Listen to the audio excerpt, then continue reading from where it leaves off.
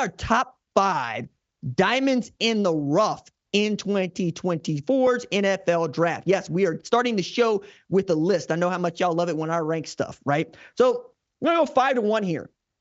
And I'm going to explain my decisions in each one of these.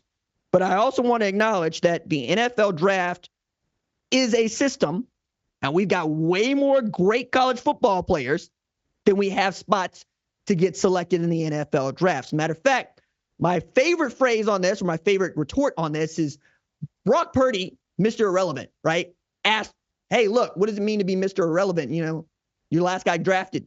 To which he would say, do you know how many guys play in the NFL that didn't get drafted? I was picked by the San Francisco 49ers.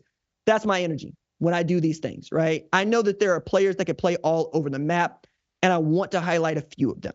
So number 5, I'm going to go with a specialist in Iowa's Tory Taylor, who I think is a great comp to, wait for it, Pat McAfee. Now, I understand, okay, what you feel about this. But when you talk about Tory Taylor's leg and you talk about Pat McAfee's leg, yes, they're both actual. They point at their right legs, and yes, they have absolute hammers on that leg. Matter of fact, it reminds me of a Boondocks episode where they were spoofing 24, where my man just had, you know, a Titanic boot where he just went around kicking people in the nads. That is what I think Tory Taylor's foot is like, and that's what Pat McAfee's foot was like. More importantly, Tory Taylor averaged 46.3 yards per punt at Iowa. Pat McAfee averaged 46.4 yards per punt in the NFL, over 575 punts. Now, it's also important to note that Tory Taylor is the most decorated punter of all time. That is not hyperbole. That is a fact.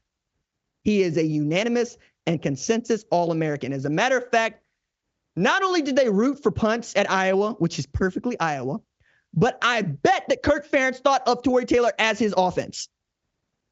Like, I wish I was being joking about this, but given the style of defense they played, and remember, Phil Parker was the Broyles Award winner because his defense has been legitimately awesome the last couple of years, and their offense has been all but non-existent. Tory Taylor was your best chance to score outside of pick 6, strip sack, fumble, return for touchdown. Okay?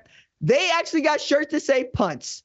You know, I think that if you're going to select a specialist in the NFL draft, this is the first one to go off the board. I remember Michael Dixon coming out of Texas going to Seattle, and people were going, why you selected a punter? Well, it turns out to be a really solid investment for them. And you know what?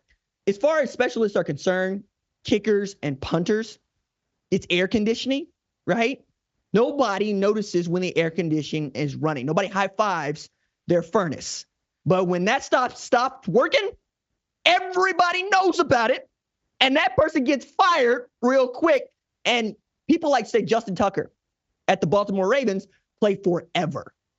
That is what I think Tory Taylor is going to be in the NFL. Okay, next on the list, let's go from specialist to the most important position in all of football. That's quarterback. I'm going to go with South Carolina Gamecock Spencer Rattler. I got history with Spencer. I go back to high school with Spencer when I was beginning to start to do this as a day job.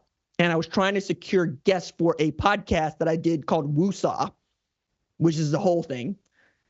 Spencer did the show from his car after practice with me. Talk with me for 40 minutes. It's still out there on the socials if you are inclined to listen. And I listened to it a few weeks ago, and I was kind of I was mesmerized by what he had to say and how prescient he was. That said, he's supposed to be what Caleb Williams was at Oklahoma. Absolutely gets benched for Caleb Williams in 2021, goes into the portal, comes out with Shane Beamer, and becomes his quarterback for the last 2 years. 3 out of 4 years, he's passed for at least 3,000 yards. And when you talk about value, which is what a diamond in the rough is, a tremendously talented player that is undervalued, I think as we get down the list of quarterbacks, Rattler's going to be right there. Because there are really 6 guys that we're talking about, right? 4 in the first round, depending on how you feel about Bo Nix or Michael Penix, right? But if you're looking at a guy that you want to draft that you think could be your heir apparent a little bit later on, I think you could do worse than Spencer Rattler. As a matter of fact, the way I look at it this way, y'all know I'm a Dallas Cowboys fan. News is Dak Prescott ain't getting no extension, which I'm going, cool. That's what Trey Lance is for. You know what I'm saying? You hear what I'm saying? All right. So a lot of y'all that already just wanted to punt Dak 3 years ago, but that's what Trey Lance is for. I think that's what Spencer Rattler can be for an NFL franchise. He's smart. He's savvy. He's taken his lumps. He's come back. I'm very excited to see what his future looks like as a professional after stints at Oklahoma and South Carolina, playing in the Big 12 and the SEC, understanding what it means to play quarterback at a high level. Okay, next on the list, talk about a linebacker. Jaylen Ford coming out of Texas. I like Jaylen Ford in 2022, but that's not saying much because everybody liked Jaylen Ford in 2022. He had 119 tackles and 4 picks. However, his production took a step back as the team got better in 2023, and I don't think that's a coincidence. I think 91 tackles in 2023 on a team that won its first Big 12 championship since 2009, made his first trip ever to the college football playoff, is because of him. I understand you feel some way about T'Vondre Sweat. Cool, that's fine. I understand you feel some way about the secondary. Cool, that's fine. Or even what the offense was capable of doing. But the heart and soul of that defense, Jaylen Ford. Because if that dude wasn't holding down the middle, we're talking about Anthony Hill not being able to come flying off the edge to be the special talent that he is at outside linebacker. The comp here for me is Kenneth Murray Jr.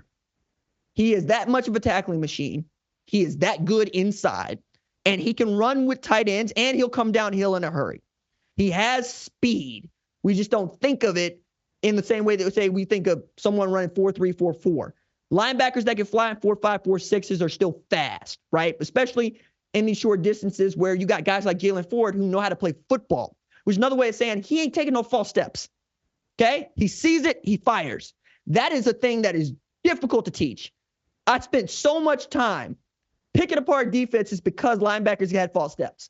You're about there playing happy feet, tap dancing. No, that cross is open now, right? Or you're late on the read. Jaylen Ford is not. I think he's going to be able to play a long time at linebacker in the NFL. Next on the list, talk about another outstanding player that's being slept on. Michigan running back Blake Corum. Somehow, we're looking at a running back class that ain't necessarily that deep.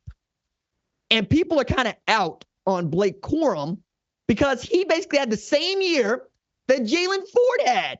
So he had an outstanding year in 2022, rushing for over 1,400 yards on a team that made the college football playoff, on a team that won a Big Ten championship. Blew out his ACL. Okay? Comes back, rushes for 1,200 yards on a team that goes 15-0, undefeated, wins the national championship, and somehow he ain't that good. I'm sorry, what? No, that's not how that goes. The comp for me in the NFL is Josh Jacobs. Does he have the speed of Josh Jacobs? No. But he does have the work rate because that was what John Gruden was drafting all the way back when the Raiders still played, for John Gruden. It was, I need a tailback that can carry the load and can put up with the amount of pressure that I'm going to put on him to be an every down back. Blake Corum can do that for you. I would not be shocked to find out in the second, third, fourth round that Blake Corum ends up going to the Los Angeles Chargers to play quarterback behind Justin Herbert for Jim Harbaugh once again. Outstanding talent, outstanding player, right? Who was also in graduate school his last year at Michigan.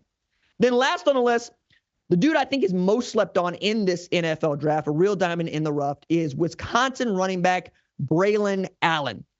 The comp for me at 6'2", 245 is Derrick Henry. Sneer if you want. But those of you that remember Braelon Allen's freshman year and sophomore year know exactly what I'm talking about. This was a 17-year-old who became an 18-year-old, became a 19-year-old turning 20, who was wrecking Big Ten competition, playing tailback at Wisconsin when we still thought of it as being built by the tailback in the offensive line. His production took a step back in a big way in 2023, but that's because the offense that he was playing in changed dramatically. He goes from back-to-back years of rushing for 1,200 yards to just 984 on the ground. Phil Longo had changed the offense to feature more of the quarterback and the wide receivers, less on, hey, we're going to hand the ball to the tailback and play complementary defense like we come to know with Paul Chryst, all the way back to Brett Bielema, and so forth, so on, right? I think that Braelon Allen has an opportunity to land at a franchise, that would feature him for the value, right? If he goes to third, fourth, fifth round, that wouldn't shock me. Second round wouldn't shock me either. Like Joe Mixon type, right? Samaje Perine type. But you're going to get the value that Derrick Henry is going to provide to the Baltimore Ravens right now. Okay. Is he going to be as talented as Derrick Henry at Tennessee? I don't know. I don't want to put that on him. I don't want to put on him being the dude that Derrick Henry was for them for so long.